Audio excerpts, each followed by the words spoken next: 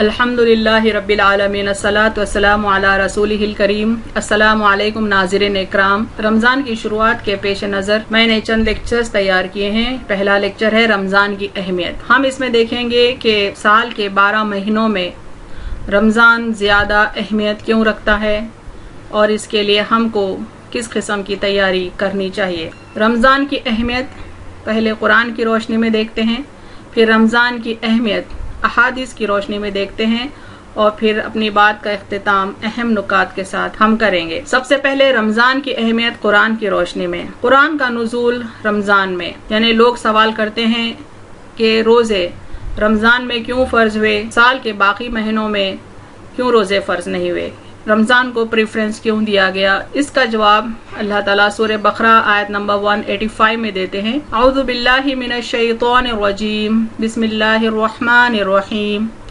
شہر رمضان الذی انزل فیہ القرآن ھدی للناس وبینات من الھدی والفرقان فمن شہد منکم الشہر فلیصم۔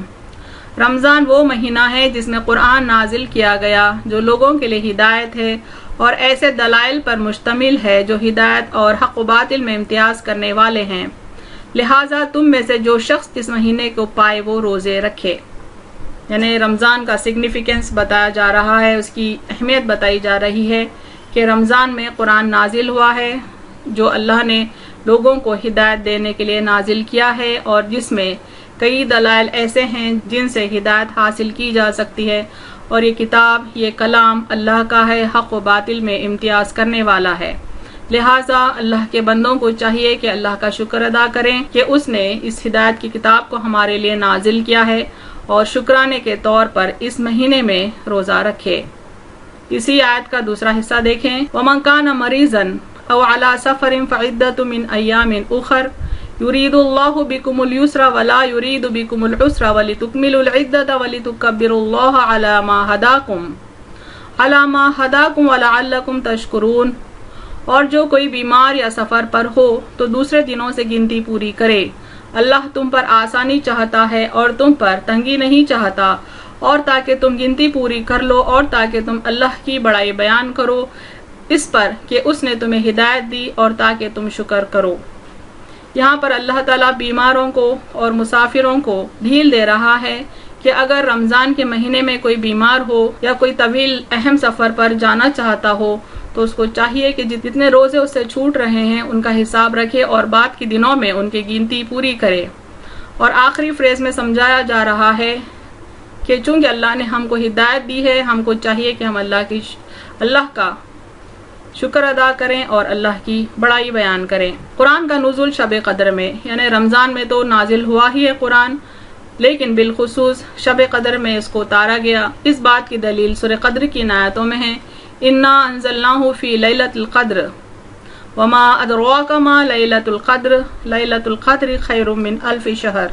ہم نے اس قرآن کو شب قدر میں نازل کیا، اور آپ کو کس چیز نے بتایا شب قدر کیا ہے، یعنی آپ کیا ادراک کیے کہ شب قدر کیا ہے؟ شب قدر 1000 مہینوں سے بہتر ہے۔ چونکہ شب قدر میں قرآن نازل ہوا ہے، شب قدر کی اہمیت 1000 مہینوں سے بھی زیادہ ہے۔ اس سے اندازہ ہم لگا سکتے ہیں کہ قرآن کی اپنی اہمیت کس قدر ہے۔ بے شک یہ عظیم کلام ہے، یہ اللہ کا کلام ہے، عظمت والا یہ قرآن ہے۔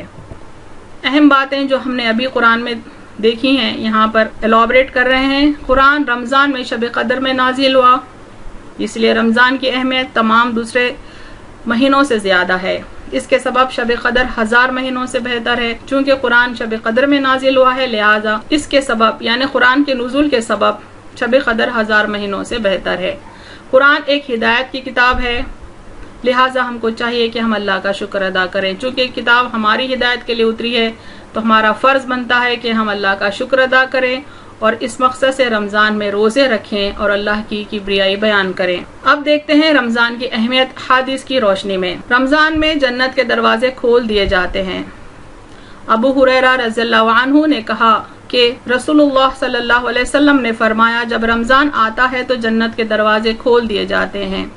یعنی اللہ تعالیٰ رمضان کی فضیلت کا اعلان کر رہے ہیں جنت کے دروازوں کو کھول کر، اور آسمان کے دروازے بھی کھول دیے جاتے ہیں۔ ابو ہریرہ رضی اللہ تعالیٰ عنہ نے کہا کہ رسول اللہ صلی اللہ علیہ وسلم نے فرمایا، جب رمضان کا مہینہ آتا ہے تو آسمان کے تمام دروازے کھول دیے جاتے ہیں، جہنم کے دروازے بند کر دیے جاتے ہیں اور شیاطین کو زنجیروں سے جکڑ دیا جاتا ہے۔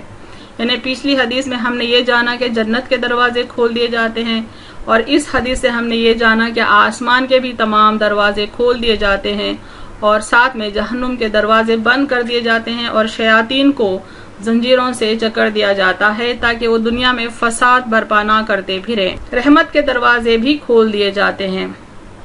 ابو ہریرہ رضی اللہ تعالی عنہ reported, Allah's Messenger sallallahu alaihi wasallam as saying, when it is the month of Ramadan, the gates of mercy are opened and the gates of hell are locked and the devils are chained.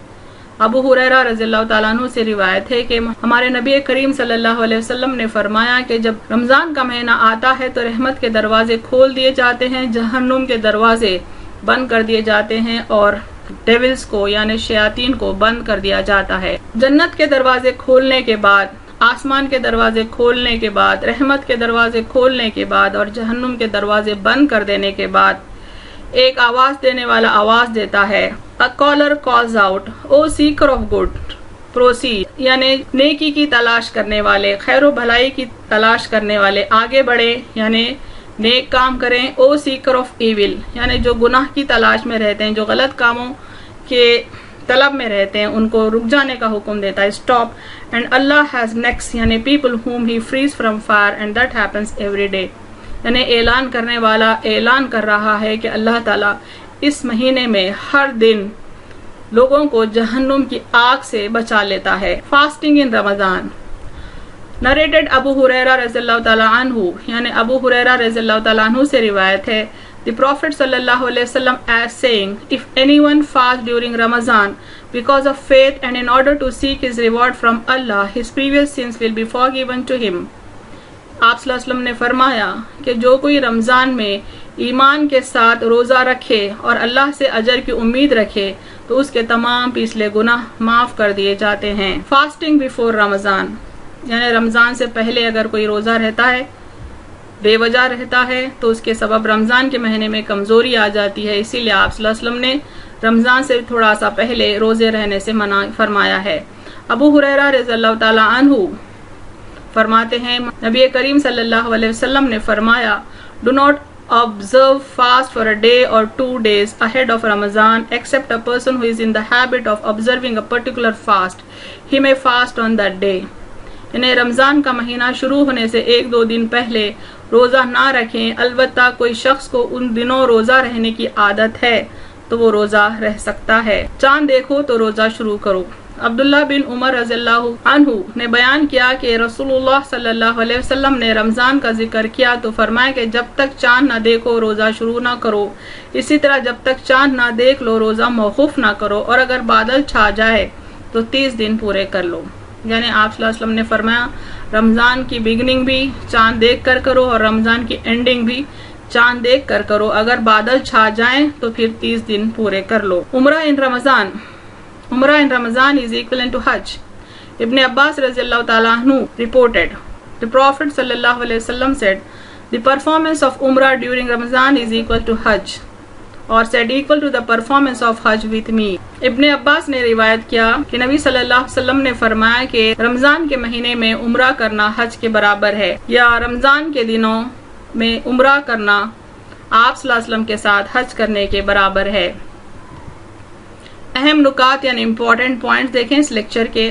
قرآن ایک ہدایت کی کتاب ہے، یعنی ایک book of guidance ہے، اس سے ہدایت حاصل کریں، اپنی دنیا اور آخرت سنواریں۔ اللہ تعالیٰ چاہتا ہے کہ جو کتاب اس نے ہماری ہدایت کے لیے بھیجی ہے ہم اس کو کھولیں، سمجھیں، اس سے ہدایت حاصل کریں، اپنی دنیا سنواریں اور اپنی آخرت سنواریں، اور قرآن کے نازل ہونے پر اللہ کا شکر ادا کریں، کیونکہ ہدایت انسان کے لیے سب سے بڑی نعمت ہے۔ ہم کو چاہیے کہ اللہ کا شکر ادا کریں اور اس مقصد سے رمضان میں روزے رکھیں اور اللہ کی کبریائی بیان کریں۔ یعنی اللہ کا شکر ادا کرنے کا بہترین طریقہ ہے کہ ہم رمضان میں روزے رکھیں اور اللہ کی کبریائی بیان کریں، یعنی اس کی بڑائی بیان کریں۔ ایمان کے ساتھ رمضان کے روزے پچھلے گناہوں کو معاف کر دیتے ہیں، بشرطے کہ گناہ کبیرہ نہ کیا ہو۔ ایمان کے ساتھ یعنی اللہ پر ایمان رکھنے والا اگر رمضان کے روزے رہے اور اس امید سے رہے کہ اللہ تعالیٰ اس کی جزا دے گا تو ضرور اللہ تعالیٰ پچھلے تمام گناہوں کو ان روزوں کے بدلے معاف کر دے گا۔ وآخر دعوانا ان الحمد للہ رب العالمین۔